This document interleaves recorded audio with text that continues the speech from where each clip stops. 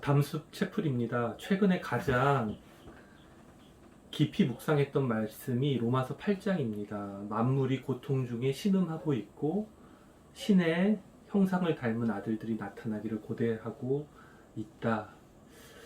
저는 기후위기와 많은 사건 사고 가운데 고통 가운데 함께 하시는 주님에 대한 메시지를 나누고 싶습니다.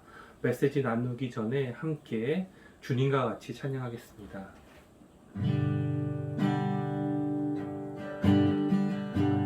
주님과 같이 내 마음 만지는 분은 없네.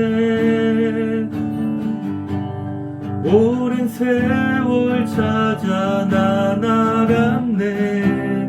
내게 주밖에 없네.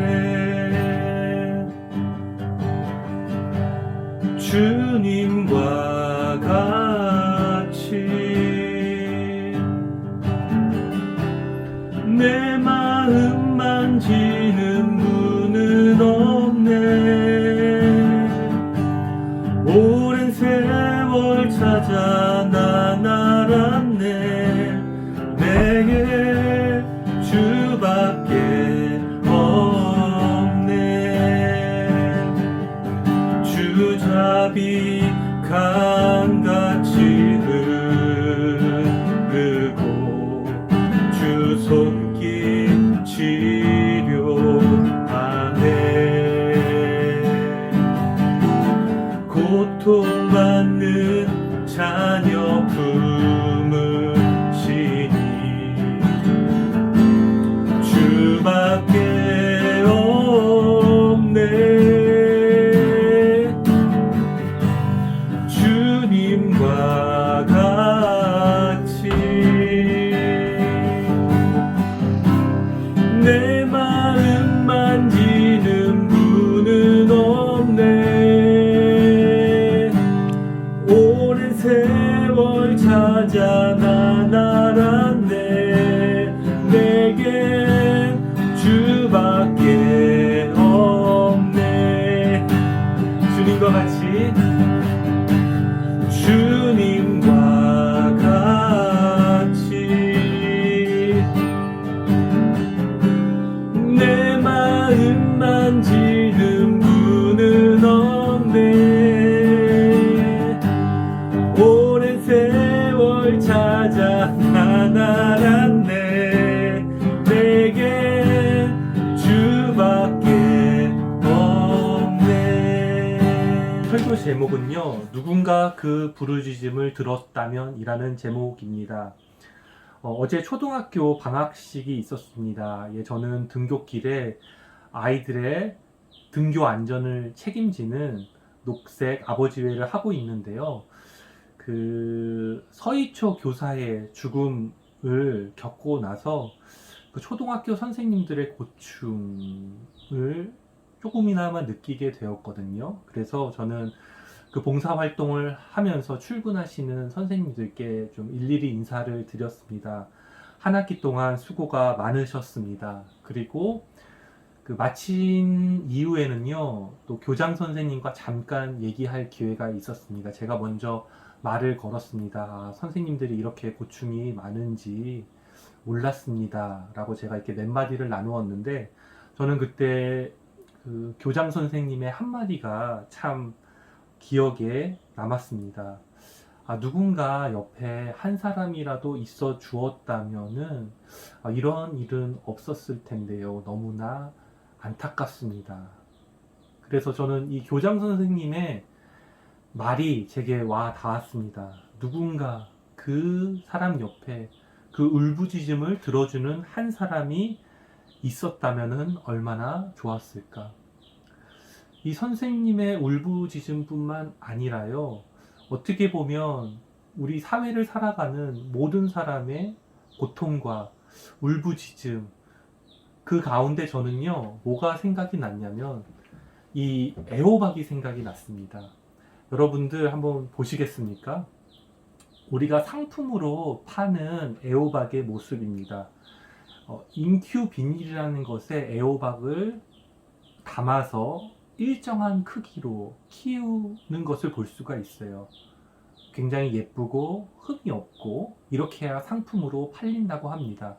한번 원래 호박의 모습과 한번 비교해 보시겠습니까? 이거는 갓 어저께 딴 호박의 모습입니다.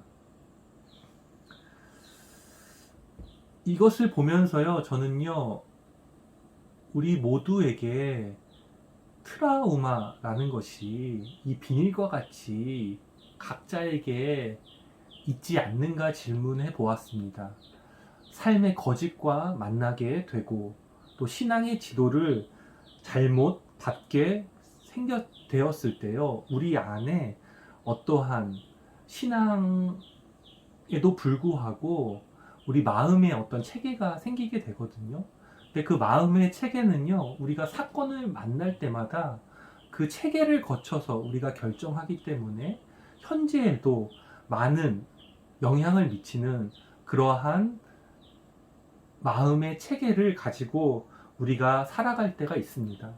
이럴 때요, 우리가 하나님을 어떻게 바라보게 되냐면은 두 가지로 바라보게 됩니다. 하나는 시계공의 하나님으로 바라보게 돼요. 물론 교회에 있고 또 신앙생활을 열심히 하지만 하나님은 나를 창조했지만 내 인생에 간섭하지 말아달라고 하게 됩니다. 이런 경우도 있지만요, 더 많은 케이스는 마음 안의 상처 또 분노로 인해서 최대한 하나님으로부터 멀리 도망가려는, 마치 요나가 다시스로 가는 것처럼요, 그러한 모습을 보일 때가 있습니다.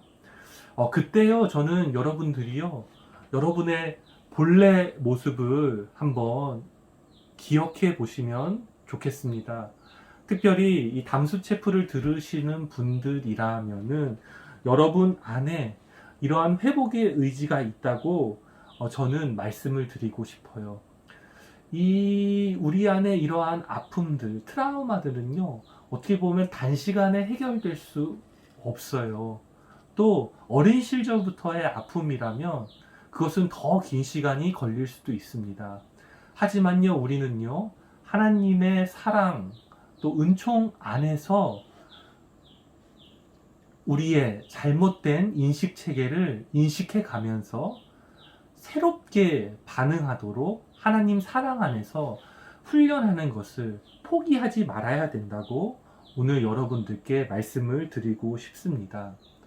이러한 전제를 해서요, 저는 오늘 모세의 생애를 한번 바라보고 싶습니다. 모세의 생애, 여러분들이 생각하실 때 이집트의 왕자, 그 디즈니의 애니메이션을 보고 이집트의 왕자라고 이렇게 기억하시기가 쉬운데요, 실제로는 모세의 삶도 녹록치가 않았습니다. 그에게도 두 가지 트라우마가 있는데, 저는 첫 번째로는요, 유아기 때에 유기를 당했던 것, 강가에 버려지지 않았습니까? 그것이 또 상처와 아픔으로 남게 되었겠죠. 두 번째로는요, 청년기 때에 추방을 당하게 됩니다. 그가 실수로 인해서요, 그는 아버지가 자신을 죽이려고 하고 그것을 피해서 이제는 40년 동안 광야에서 유랑을 하게 됩니다. 이 40년이라는 숫자는 완전수잖아요. 그것은 어떻게 보면 그 상처와 아픔이 치유되는데 필요했던 시간이 아니었을까 생각해 보게 됩니다. 여러분들, 모세의 아픔, 모세가 겪었던 분노, 고독, 여러분들도 마음으로 한번 느껴보시면 어떨까요? 그 출애굽기 2장 27절을 보면요, 아들의 이름을 어떻게 짓냐면 게르솜이라고 짓습니다. 그것은 나그네다, 유랑한다, 그런 의미를 지니고 있습니다. 그리고 오늘 본문에서 하나님께서 모세를 새롭게 부르심에도 불구하고요, 출애굽기 3장 12절을 보면은 자격이 없다라고 자신을 여깁니다. 마치 서희초 그 교사가 학부모에게 들었던, 너는 교사로서 자격이 없어, 그 말이 얼마나 내재화됐으면 자기 안에서 자격이 없다고 얘기하겠습니까? 그럼에도 저는 오늘 희망을 얘기하고 싶은데, 중요한 것은 주님께서 이렇게 가장 낮은 곳에 있을 때, 그리고 광야 같은 일상 가운데 찾아와서 만나 주셔서 그를 새롭게 세워주시는 것을 볼 수가 있습니다. 그는요, 이제는 목동의 삶을 살았다고 얘기하고 있습니다. 가장 당시대에 가장 낮고 비천한 삶을 살았던 것입니다. 저는요, 이 목동 생활을 하다가 이 시내산에 이르렀다는 것은 의지로 그 험산줄령의 산에 갔다고 생각하지 않아요. 아마 그 모진 삶 가운데 또 길을 한번 잃었겠죠. 그래서 이르렀던 그 시내산의 한 곳에서요, 그가 무엇을 만나게 되냐면 그 목동의 일상 가운데 하나님을 새롭게 발견하게 됩니다. 이 사건이 너무나 중요해요. 기존에 가지고 있었던 하나님에 대한 폭군의 이미지, 그리고 자기에게 뭔가 사기꾼 같은 이미지가 아니라 하나님을 새롭게 발견하게 되는데, 그것은 이전에 모세가 경험했던, 인식했던 하나님과 전혀 다른 차원의 하나님이고, 그 하나님을 만나게 되었을 때 그는 이전에 어떤 자신이 소중하게 여겼던 것보다 진정으로 소중한 것을 발견하게 되고 새로운 가치로 살아가게 되는 것을 볼 수가 있습니다. 그래서 여기서 드러난 하나님의 모습을 여러분들 한번 귀 기울여 보시고 주목해 보시면 좋겠어요. 제가 몇 가지로 정리해 드릴 텐데요. 먼저 2절의 말씀입니다. 2절을 보면요, 하나님께서요, 떨기나무 가운데 꺼지지 않는, 사르지 않는 불꽃으로 임하신 것을 볼 수가 있습니다. 이 샤갈의 그림을 보면 그 나무가 표현되어 있는데, 팔레스타인 지역의 이 떨기나무는요, 굉장히 작고 볼품없고 아름답지 않고, 그리고 그냥 덤불이 쌓인 나무라고 합니다. 마치 모세의 인생과 같았겠죠. 하지만 중요한 것은요, 이 떨기나무 가운데 사르지 않는 불꽃으로 주님께서 임하셨다는 것입니다. 여러분들이 직장 생활 가운데 또 광야 같은 삶의 여정 가운데 여러분들이 낙담하고 지치고 고통받았을 때요, 주님께서 새롭게 만나 주시는데 그 이미지가 뭐냐면 떨기나무 가운데 계시는 하나님의 이미지라는 겁니다.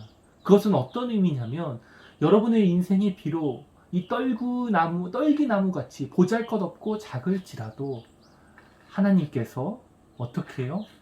사르지 않는 은은한 불로, 마치 이 불꽃처럼요, 여러분의 삶 가운데 영원히 함께 하시겠다는 그 약속, 떨기나무 가운데 사르지 않는 불, 그것은 우리를 향한 새로운 이미지라는 것, 여러분들 한번 귀 기울여 보시기를 바랍니다. 첫 번째로는 떨기나무라고 말씀을 드렸어요. 두 번째는 무엇이냐면요, 4절 말씀을 한번 주목해 보십시오. 거기에 어떤 주목할 만한 표현이 있는데, 그것은 하나님이 새롭게 부르실 때에는 거창한 비전을 먼저 제시하는 게 아닙니다. 먼저 여러분이 들어야 할 것은 여러분의 이름을 부르는 것입니다. 모세야 모세야, 사무엘아 사무엘아, 한 번이 아니라 두 번, 종호나 종호나 부르시는 그 음성을 통해서 주님께서는 먼저 존재 대 존재로, 너가 나의 형상을 지닌 그 얼굴과 얼굴을 마주함으로 만나기 원하신다는 것입니다. 이것은 예수님의 말씀에도 나오거든요.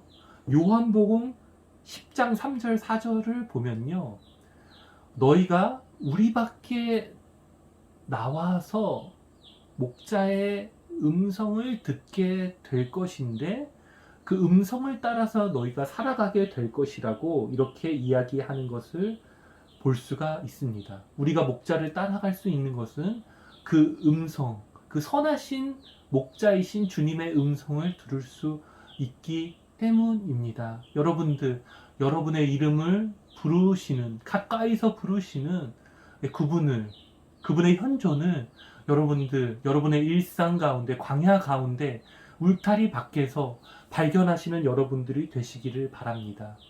그리고 세 번째인데요. 세 번째는 그런 우리에게 말씀하시는 음성을 들어야 되는데, 그것은 뭐냐면, 이 땅은 거룩한 곳이니 내 신을 벗어라. 여러분들, 아까 기억나시죠? 이 에호바. 여러분들, 우리가 현실을 살아가기 위해서는 옷을 입어야 됩니다. 에덴 동산에 나올 때도 주님이 옷을 입히셨어요. 그것은 어떻게 보면 우리의 부끄러움을 감추고 좋고 흠없는 모습만 보여주는 것입니다. 저는요, 여러분들도 직장 생활에서 어떤 직무를 맡고, 저도 목사로서 그러한 옷을 입고 또 사회 가운데, 공동체 가운데 좋은 역할을 하는 것은 의미가 있습니다. 하지만요, 여러분들, 하나님 앞에 서실 때에는 여러분이 유니폼을 벗고 계급장을 떼고 여러분 본래의 모습, 좀 못생겼죠? 또 이런 게 묻어 있어요. 흠이 있거든요. 이런 모습 그대로 주님께서는 주님 앞에 나아가서 주님과 교제하기를 원하십니다. 여러분의 답답함을 토로하고, 여러분의 때로는 욕처럼 정당함을 주장하고, 또 하나님 앞에 눈물을 흠뻑 쏟는 그러한 새로운 경험을 통해서요, 우리는 그 이전에 우리가 갖고 있는 어떤 인식의 체계를 옛것으로 버리고 새로운 하나님 안에서 새롭게 반응하는, 새 노래를 부르는 삶으로 나아갈 수 있다는 것, 여러분들 기억하시기를 바랍니다. 이 이후에는요, 모세가 어떻게 살아가게 되죠? 예. 그가 자격 없다 했던 존재가 이제는 하나님과의 사귐 안에서 하나님의 지팡이로 살아가게 되고요.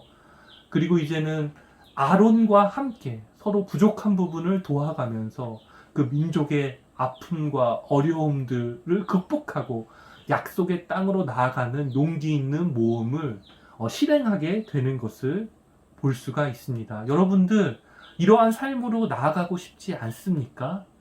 네, 저는 나아가고 싶습니다. 우리 함께 그렇게 나아갑시다. 그러면서 한 가지 예를 들고 싶은 것이 있는데요.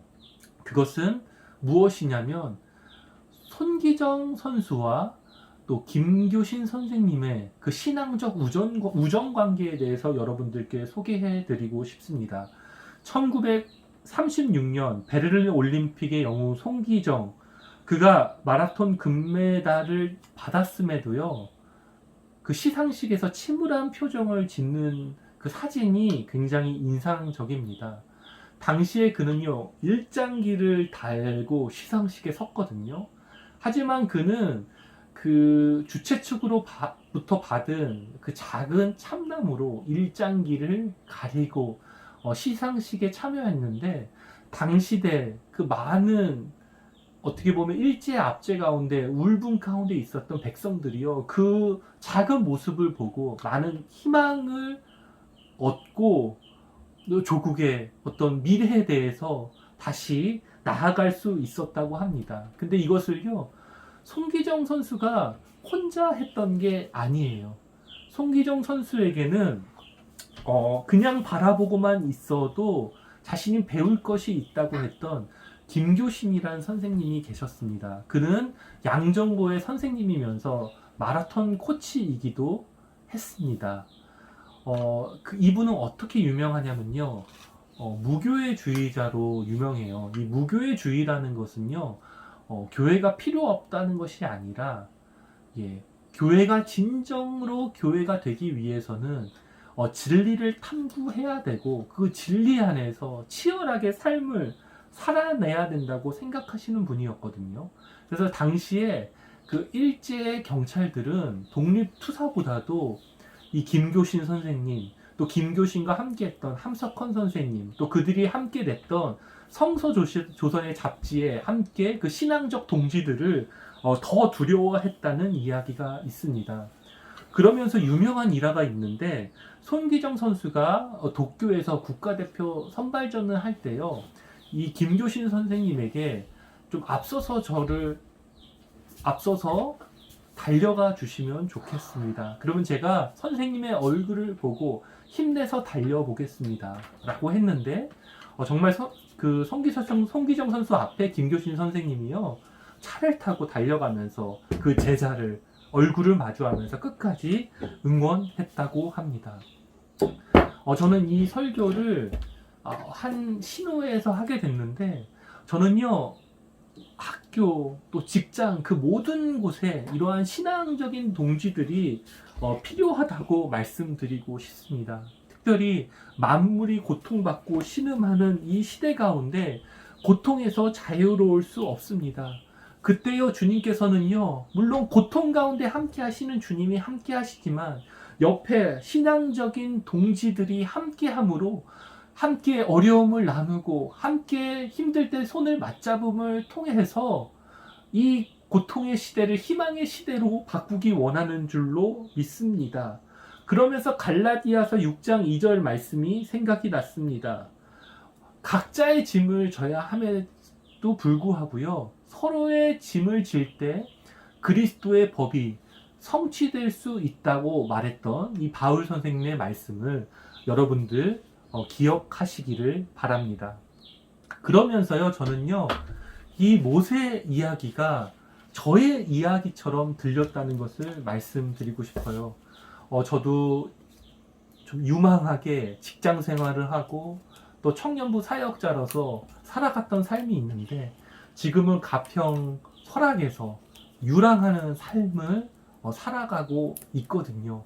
하지만 하나님께서는요, 저의 삶에도 길이 없는 곳에 길을 내게 해주시는 것에 대해서 저는 감사하게 생각합니다. 교역자가 없는 작은 청평의 교회라든지 아니면 신우회라든지 또 책 모임들을 통해서 작게나마 저를 귀하게 사용해 주시는 그 주님, 또 그곳에서 만나는 또 가나안 성도들과 또 신실한 성도님들을 통해서 저도 다시 한번 제 소명을 깨닫고 그 믿음의 길을 포기하지 않고 모세처럼 하나님의 지팡이로 쓰임받기를 소망하면서 그 믿음의 걸음을 끝까지 걸어가려고 하고 있습니다. 그래서 마지막으로 여러분들께도 부탁을 드립니다. 여러분들도 이 신앙의 여정, 광야와 같은 인생길에서 여러분의 여정들을 포기하지 말기를 바랍니다. 특별히 이 고통으로 신음하는 시대에 내 안의 고통과 아픔들을 외면하지 않으시면 좋겠습니다. 물론 이것에 너무 깊이 묵상하려고 해도 안 되지만요, 끊임없이 이것이 오랜 시간 걸리는 문제라고 여기면서요, 자신의 그 잘못된 어떤 감정 체계를 끊임없이 바라봐주고 인정해주고 그 슬픔, 분노, 아픔도 나라는 것을 인정하게 될 때 여러분들 발견하게 될 겁니다. 그 고통 가운데 그 울부짖음을 들으시는 주님께서 나를 바라보시고 위로하시고 새롭게 하시고 하나님의 지팡이로 사용하기 원하시는 그 주님의 걸음을 말이죠. 그러면서요, 저는요, 이 주님의 음성으로 마무리하고 싶습니다. 마태복음 11장 28절에서 30절 말씀, 이 말씀을 여러분 가슴에 새기시면서요, 다음 한 주도 광야 같은 인생길, 주님과 동행하는 용기를 내시기를 바랍니다. 말씀을 읽겠습니다. 수고하고 무거운 짐진 사람은 모두 내게로 오너라. 내가 너희를 쉬게 하겠다. 나의 마음이 온유하고 겸손하니 내 멍에를 메고 나한테 배워라. 그리하면 너희는 마음의 쉼을 얻을 것이다. 내 멍에는 편하고 내 짐은 가볍다.